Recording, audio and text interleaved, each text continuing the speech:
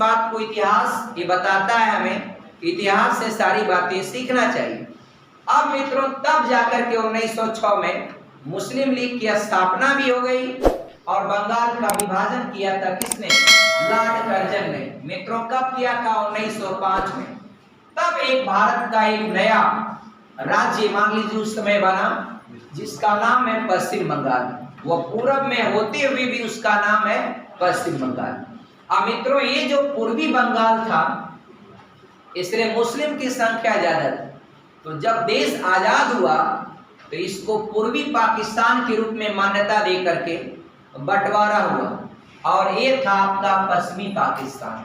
लेकिन 1971 की जंग में पाकिस्तान की अपनी खुद की शरारत थी मित्रों। ये आपका जैसलमेर वाले इलाके में पाकिस्तान भारत पर हमला किया था। और मित्रों आपको पता है भारत कभी भी आपका किसी भी देश पर पहले हमला नहीं करता है, और यह जो कर देता है उसको भारत कभी छोड़ता भी नहीं आपका। इसका प्रमाण आप 1948 की जंग में देख लीजिए, जब आपका यहाँ पर सारे पाकिस्तानी वॉरियर सब आपका घुस गए कहाँ? कश्मीर में। और मित्रों उस समय आपका कश्मीर के राजा थे राजा हरि सिंह, और उनका खचरा सेनापति था कौन डियर था? राजा हरि सिंह का सेनापति का नाम क्या था? डियर शेख अब्दुल्ला।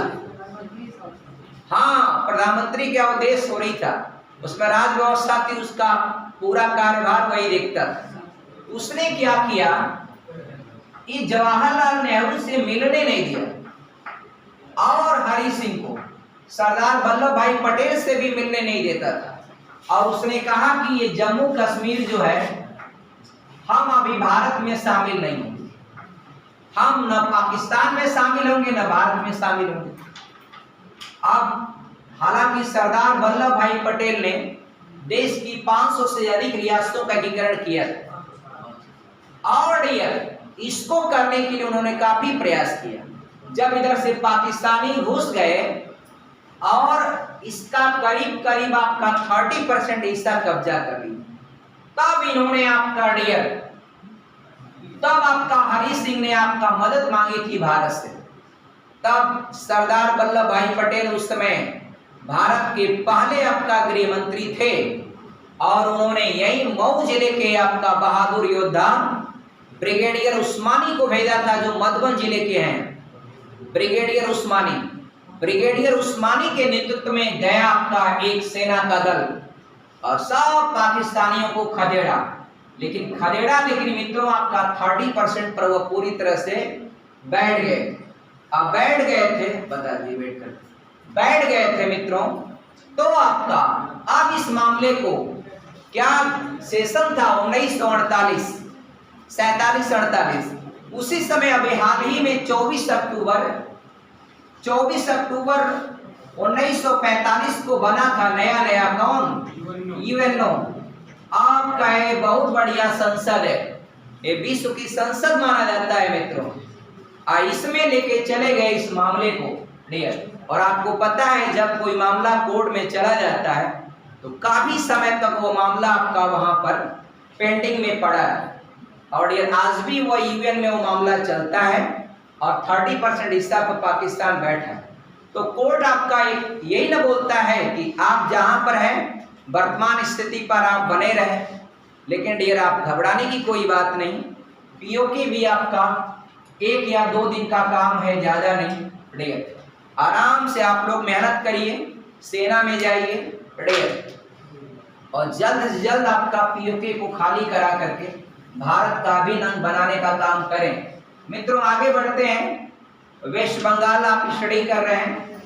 वेस्ट बंगाल में जो कंटेंट है, एक सबसे पहले इसका एक स्थान आपको मिलेगा दार्जिलिंग और सिलीगुड़ी और जलपाईगुड़ी। ये सब आपका डियर ऊपर वाले हिस्से में मिलेगा। कौन कौन स्थान मित्रों? दार्जिलिंग, सिलीगुड़ी और जलपाईगुड़ी। ये तीनों स्थान मित्रों किसके लिए फेमस है? ये आपका पर्यटन के लिए है और चाय के उत्पादन के लिए फेमस है। चाय की बागानें यहाँ पर बहुत ज्यादा मात्रा में मिलते हैं। और मित्रों, दार्जिलिंग की पहाड़ियों के पास से एक नदी निकलती है जो बिहार के उत्तरी बिहार के सबसे आखिरी छोर में बहती। उसका नाम क्या है? महानंदा नदी। आगे डियर इनको याद रखिएगा। इसके अलावा मित्रों एक नीचे आएंगे तो एक स्थान आपको यहां मिलेगा, फरक्का। अब डियर गंगा नदी जो है मित्रों, गंगा नदी जो यहां से बह के आती है फरक्का के पास दो शाखाओं में बढ़ती। एक आपका हुगली और एक आपका गंगा जो बांग्लादेश में जाती है उसको पद्मा के नाम से पुकारते हैं। कौन सा नदी? पद्मा। ये पूछता है गंगा नदी को बांग्लादेश में किस नाम से पुकारते हैं, तो पद्मा के नाम से पुकारते हैं। इधर से झारखंड की नदी आपका जाती है कौन? दामोदर। दामोदर मित्रों हुगली में मिल जाती। अगर डियर कोई नदी आपका किसी नदी में जाकर के मिल जाती, तो जाकर के मिल जाती तो क्या हो जाती? सहायक नदी कहलाती है डियर। और किसी नदी से शाखा बढ़कर निकलती है, भाई जाके मिलना और निकलना दोनों में पानी की धारा की दिशा तो देखेंगे, धारा की दिशा देखेंगे। कौन नदी जाके मिल रही है, कौन नदी निकल रही। निकलने वाली नदी क्या, जो पानी की दिशा होगा वह वहां से डियर, आप ये दो नदियां हैं डियर, यहां से ये नदी, अगर इसकी पानी की धारा की दिशा, अब आप बता दीजिए मित्रों, आप इस नदी को ट्रिब्यूटरी रिवर कहेंगे या शाखा कहेंगे इस नदी का, मेन रिवर का? यह मेन रिवर है, मेन रिवर है, इसका ये ट्रिब्यूटरी रिवर कहेंगे मित्रों या शाखा बोलेंगे? आपका क्या बोलेंगे? गलत जवाब बोल रहे हैं कुछ लोग, शाखा बोल रहे हैं मित्रों। हाय देखिए तीर लगी है, तीर, तीर को समझिए कि ये नदियां जाके उसमें क्या हो रही है? मिल रही है। तो यह ट्रिब्यूटरी माने होता है सहायक नदी, ये शाखा नहीं है, सहायक है। अगर इसी तीर को हम बदल दें मित्रों, अब हम इधर कर दें, आप बताएंगे क्या है? शाखा है। क्या है? शाखा है, ये इसकी शाखा। तो यहाँ पर मित्रों शाखा है। आइए फिर आगे बढ़ करके यहाँ पर गिरी है और यहाँ पर जो भी बंदरगाह आपको देखने को मिलेगा एक हल्दिया बंदरगाह है डियर। और यहाँ से जो दामोदर नदी का पूरा कचरा यहाँ जमता है, तो इसीलिए फरक्का के पास एक बनाया गया, कौन सा?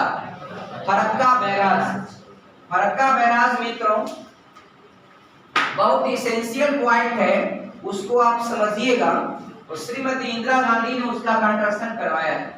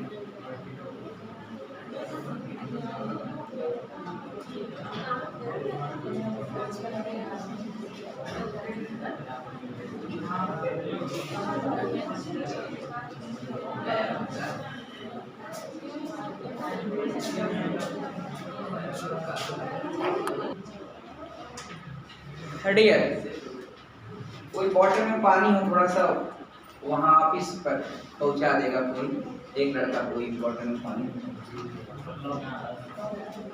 और डियर आगे बढ़िएगा, अगला एक पॉइंट है डियर, आप इसको भी बहुत सावधानी से समझिएगा, ये बहुत जरूरी चीज है।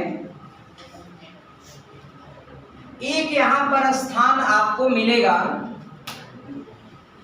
पश्चिम बंगाल में पुरुलिया का स्थान पड़ता है। कौन सा स्थान? पुरुलिया।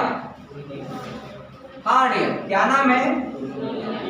पुरुलिया का, पुरुलिया है ना डियर? देखा आपने, मिला कि नहीं डियर? पुरुलिया में 1995 को 17 दिसंबर को एक बहुत बड़ी घटना घटी।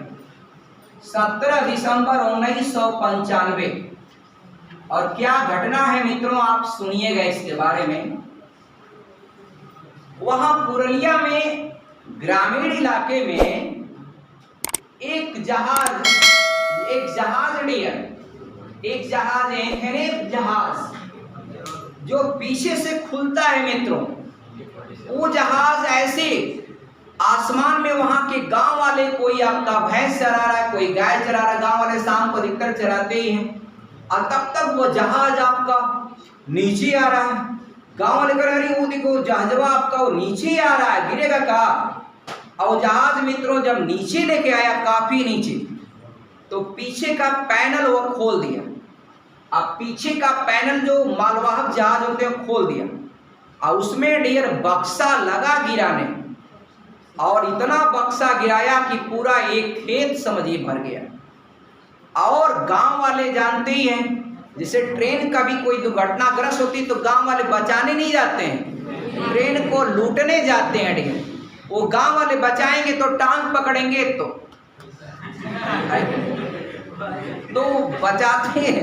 बचाते कम है, जेब डोना शुरू कर देंगे आप डियर। तो वहां गांव वाले जब पहुंचे तो एक एक बक्सा खोलने लगे। अब खोले बाबू तो गांव वालों का दिमाग एकदम दंग रह गया। खोले तो आपका AK-47, एसलार, पिस्टल, माउजर, ग्रेनेड, गोला बारूद, गोलियां तो इतनी थी डियर, आपका बोरा का बोरा गोली उसमें था एक एक बक्से में। अब गांव वाले कहे अरे वाह कितनी बेस्ट अपॉर्चुनिटी है, और सब आपका ढो ले गए। हाली गांव वाले डियर 4-4, 5-5 हथियार, जो भी जिसको जितना ढोना हुआ। गांव वाले ये नहीं देखते कि क्या ढोना है क्या नहीं ढोना है डियर, वो जो भी मिल जाए आपका, लूट मिली तो ढोना शुरू कर दिए। अब पुलिस आई, अपना पुलिस आई, कहीं कहाँ है, क्या गिरा है? हथियार गिरा है साहब। अच्छा कितना है तुम्हारे घर में? तो कोई 5 ठे लूट के ले गया था, कहा था 3 ठे है, 3 ठे दे दिया। कोई 7 को लूटा था, कहा 2 ठे है हमारे पास, 7, 2 ठे दे दिया। आज भी वहां पर आपका डियर सब हथियार रख लिए वो सब। अब कोई बात होती निकाल 40 डियर, वहां पर इतना ज्यादा 47 गिरा था। इस हथियार का नाम है मित्रों, और दुनिया में सबसे अधिक जान लेने वाला हथियार AK-47। AK-47 मित्रों, इसको बनाया था किसने? सुनिए जरा ध्यान से इसका स्टोरी। पहली बार कि 1947 का दशक था मित्रों, जब देश हमारा आजाद हुआ। ध्यान से सुनिए, उस समय रसिया कितना आगे। देखा आपने, रसिया जब फुटकारा, मजाल नहीं किसी की हिम्मत हो, आपका यूरोपियन यूनियन के कोई देश, नाटो या अमेरिका, कोई की हिम्मत नहीं है कि रसिया के सामने कोई चू मुँह कर दे। और रसिया उस समय जब हमारे यहाँ लाठी डंडा लेकर हम लोग चला करते थे, उस समय AK-47 बनाया था रसिया ने। 1947 में आपके यहाँ क्या रहा होगा? लाठी डंडा। 1-8 बंदूक रहती थी, हम लोग भी कोई बारात में बंदूक लेके आ जाता था, उसी के आगे पीछे हम लोग घूमते थे, बंदूक डियर देखते थे उसको, आपका डियर तमाशा के रूप में। अब उस जमाने में AK-47 था, और ये इसकी हथियार की क्वालिटी होती मित्रों कि ये जो है ऑटोमेटिक कॉग हो जाता है। आपने देखा होगा राइफल जो पहले पुलिस की आती है उसको कॉग करना पड़ता है, एक बार खींचिए, उसको अंग्रेजी में बोल्ट कहते हैं। NCC आप लोगों में कोई किया है? NCC कोई नहीं किया? बढ़िया, कर लेना चाहिए, लड़कियां भी बहुत करती हैं NCC, कर लेना चाहिए डियर। कोई भी हथियार को, गोली को पॉइंट पर लाने के लिए बुलेट करना पड़ता है, ये बोल्ट करना पड़ता है, बोल्ट उसको कहते हैं बोल्ट। राइफल देखे पुलिस वाला, एक गोली चलाएंगे खींच के, फिर बोल्ट करेंगे तो दूसरी चलाएंगे ठान, फिर उसको बोल्ट करके फिर आपका चलाएंगे, तो ऐसे चलाते हैं, उसी को होते हैं बोल्ट। आई हथियारवा ऑटोमेटिक बोल्ट हो जाता है, कॉक हो जाता है, ऑटोमेटिक कॉक हो जाता है। 1 सेकंड में बाबू लोग, 1 सेकंड में यह 16 गोली मारता है, 16 गोली 1 सेकंड में, 16 गोली। सोचिए ये हथियार जहां भी चला जाए जिस गाड़ी के पास, एकदम उसके सामने कोई टिक नहीं सकता। आओ जो पाकिस्तानिया आया था कसाब, यही लिया AK-47, AK-47। और डियर सलाम है महाराष्ट्र पुलिस आपका तुकाराम, जिन्होंने सोचिए डियर वो AK-47 का बैरल उनके पेट में लगा है, अब गोलियां वो चला रहा है, एकदम गोली छेद रही है, लेकिन वह सिपाही का जवान उसको कसाब को एकदम अखबारी में पकड़ ही लिया। और डियर तब तक पकड़े रहा जब तक कि वह पुलिस वाले पूरा फोर्स पहुंच कर कसाब को पकड़े नहीं। इधर गोलियां आपका पेट में पूरा आपका निकलती जा रही। धन्यवाद आपका ऐसे सिपाही को। महाराष्ट्र पुलिस के जवान थे तुकाराम। ठीक है, आप लोगों को पता होगा जो मुंबई में ताज होटल पर हमला हुआ था, ठीक है, तो क्या बताया जाए आपका डियर। तो ये हालात है। अब छोड़िए पाकिस्तान की बात बाद में करेंगे। मित्रों पुरलिया इसलिए फेमस है, वह एक कांड हुआ। इस घटना को डियर देखिए, पहली बात की यह ऑटोमेटिक है इसलिए ये नाम उठाया गया।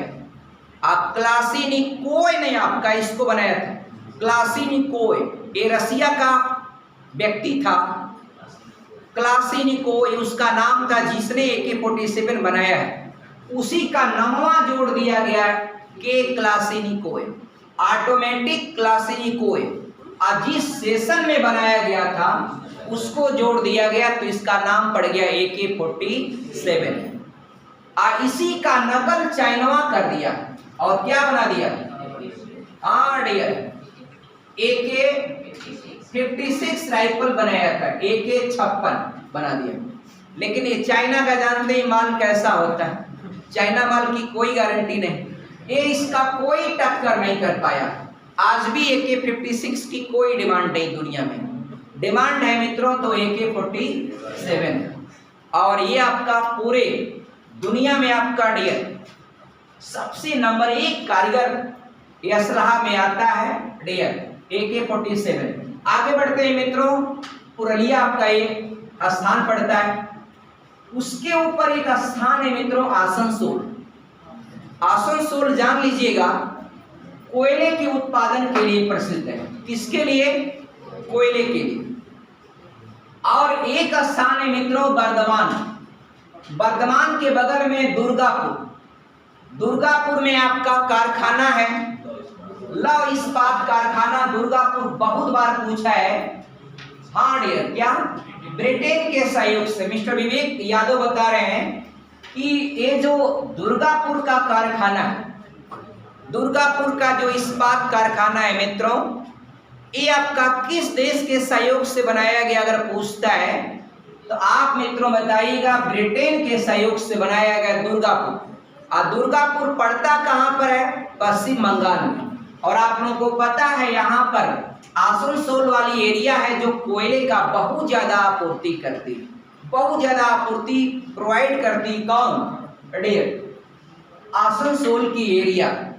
मित्रों बर्धमान के बगल में एक स्थान आपको मिलेगा, बर्धमान के बगल में एक स्थान आपको मिलेगा, वो स्थान है डियर आपका कौन सा, मुर्शिदाबाद। सुना है आपने, मुर्शिदाबाद बर्धमान के बगल में है मित्रों मुर्शिदाबाद। इसकी क्या क्वालिटी है मुर्शिदाबाद की मित्रों, पूर्वोत्तर भारत का मैनचेस्टर कहा जाता है मुर्शिदाबाद। अब बंगाल की पहले वही राजधानी थी क्या आपका, मुर्शिदाबाद। और वस्त्र उद्योग के लिए बड़ा फेमस है, कौन, मुर्शिदाबाद। तो मित्रों मुर्शिदाबाद को ये आपका पूर्वी भारत का मैनचेस्टर कहा जाता है। मैनचेस्टर क्यों कहा जाता है किसी भी स्थान को? जो स्थान वस्त्र उद्योग में क्या हो, गेट मोर पॉपुलरिटी, जिसका पॉपुलरिटी बहुत ज्यादा हो, क्योंकि मैनचेस्टर इन ब्रिटेन वह क्यों फेमस है? सूती वस्त्र उद्योग के लिए। अब डियर यूपी का मैनचेस्टर या उत्तर भारत का मैनचेस्टर कानपुर, पूरे भारत का Manchester Ahmedabad. I hope that dear सारे कॉन्सेप्ट आपको समझ में आए होंगे। बचे हुए कॉन्सेप्ट हम आपको बाद में बताएंगे। तो थैंक्स, जय हिंद।